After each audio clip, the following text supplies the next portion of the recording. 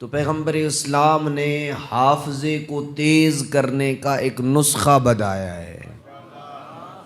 ایک تو حکیم آپ کو نسخہ بتاتے ہیں نا، بادام کھایا کرو اور کاجو کھایا کریں اور پتہ نہیں کیا کیا، رسول اسلام نے جو پستہ بادام بتائے ہیں وہ کچھ اور ہیں۔ رسول اسلام نے فرمایا اگر تجھے کوئی چیز بھول جائے فَلْيُصَلِّ عَلَيْهِ وَآلِهِ، تو محمد و آل محمد پہ درود بھیج، فَلْيَتَذَكَّرْ انشاءاللہ، اگر اللہ نے چاہا تو ضرور بضرور تجھے وہ چیز یاد آ جائے گی۔ ابھی روایت کو روک کے ایک اور بڑا پیارا اور مجرب ذکر آپ کو تعلیم دے رہا ہوں، چونکہ مجالس عزا کا حقیقی فائدہ یہی ہوتا ہے کہ آپ کچھ لے کے جائیں۔ بہت سارے لوگوں کے گھروں میں یا ویسے ان کی چیز گم ہو جاتی ہے، اور بعض اوقات وہ چیز بڑی قیمتی ہوتی ہے اور وہ نہیں مل رہی ہوتی ہے۔ تو ایک آزمودہ ذکر آپ کو تعلیم دے رہا ہوں، اس کو اگر آپ نے اس ایمان کے ساتھ انجام دیا، اس وجہ سے نہیں کہ ذرا مولانا کا بتایا ہوا نسخہ ٹیسٹ کرتے ہیں کہ یہ قبول ہوتا ہے یا نہیں، اس وجہ سے نہیں، اس ایمان کے ساتھ، اسی کے ساتھ جو ہے وہ اللہ مجھے میری گم شدہ چیز جو ہے وہ ملا دے گا۔ تو اس ذکر کو آپ نے لکھنا ہے اور اس کو لکھ کے آپ نے اللہ کے اوپر توکل کر کے چھوڑ دینا ہے۔ جو بندہ جو بھی اس کی چیز گم ہوئی ہو، گم ہو اس کی جو چیز، وہ کسی جگہ کے اوپر، دیوار کے اوپر یا اور کسی چیز کے اوپر، جو ہاتھ کی انگلی کے ساتھ ہی اول و آخر درود کے بعد یہ جملہ لکھ دے، یا موسیٰ کلیم اللہ۔ جو بندہ یہ عمل انجام دے گا اس ایمان کے ساتھ، انتہائی آزمودہ نسخہ ہے یہ۔ کوئی چیز گم ہو جاتی ہے آپ کی، آپ دیوار کے اوپر اول و آخر درود کے بعد یہ جملہ لکھ دیں، یا موسیٰ کلیم اللہ، اللہ کی ذات جناب موسیٰ کے طفیل وہ چیز آپ کو واپس کر دے گا۔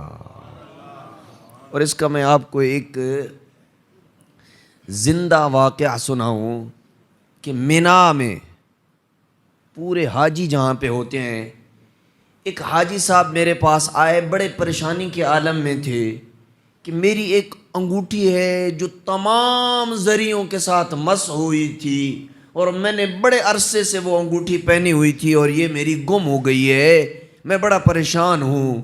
اس انگوٹھی سے مجھے بڑی محبت تھی، بڑی الفت تھی، انس تھا مجھے تمام۔ میں نے عراق، ایران، شام جتنی بھی زیارتیں کی، اب مکہ مدینہ میں جہاں جہاں میں جا سکتا تھا میں نے اس سے مس کی ہوئی تھی، بڑی متبرک انگوٹھی تھی، تو وہ میری مینا میں کہیں گم ہو گئی ہے، مجھے مل نہیں رہی۔ میں نے اسے کہا کہ یوں مینا کے خیمے جو تھے، میں نے کہا اسی کے اوپر یہ لکھ دو، خیمے کے اوپر اول و آخر درود کے بعد یا موسیٰ کلیم اللہ۔ اس نے وہ لکھ دیا۔ میں نے کہا اب چھوڑ دو، انگوٹھی کی ٹینشن نہ لو، وہ مل جائے گی تمہیں۔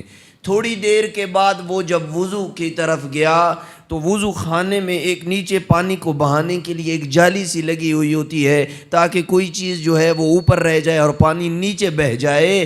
جب وہ اندر گیا تو اسے ایک چمکتی ہوئی چیز نظر آئی، اس نے وہ ڈھکن اٹھایا تو دیکھا نیچے اس کی اپنی انگوٹھی تھی۔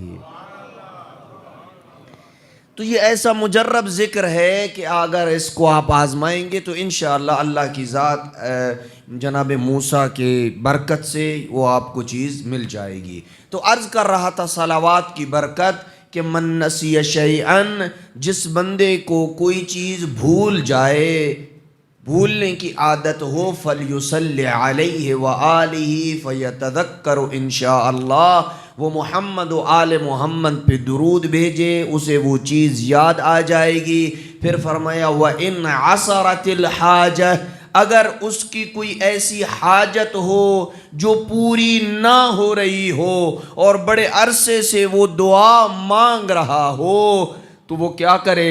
فَلْتُكْثِرِ الصَّلَاةَ عَلَيَّ، وہ مجھ محمد اور میری آل پہ زیادہ سے زیادہ درود بھیجے، فَإِنَّهَا تَكْشِفُ الْهُمُومَ وَالْغُمُومَ، محمد و آل محمد پہ درود بھیجنے سے دکھ اور درد اور غم ختم ہوتے ہیں۔ وَتَكْثُرُ الْأَرْزَاقِ، رزق زیادہ ہوتا ہے، وَتَقْضِي الْحَوَائِجِ، اور حاجتیں پوری ہوتے ہیں۔